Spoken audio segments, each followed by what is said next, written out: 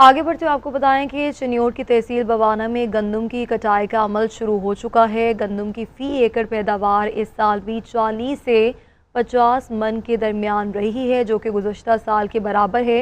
हुकूमत की जानिब से रेट न मिलने पर काश्तकारों को परेशानी का सामना है। इसी पर मज़ीद बात करेंगे नासिर अली से।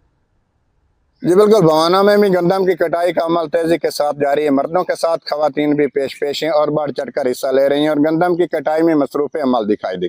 इस साल गंदम की पैदावार 40 से 50 मन फी एकड़ तक पहुंच चुकी है, जो गुज़श्ता साल के बराबर है।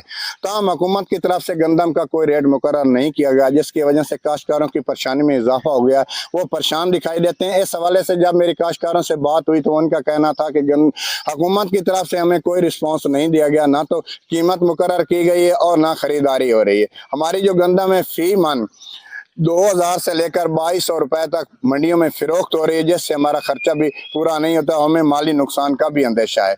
हमने महंगे दाम में डीजल, बिजली के बिल, खादें और ज़रूरी अद्वियात खरीद कर गंदम की काश्त की है। अब हमारा नुकसान ही नुकसान है। काश्तकारों ने हुकूमत से मुतालबा किया है कि गंदम का रेट मुकर्रर किया जाए ताकि हमारी परेशानी खत्म हो सके। जी।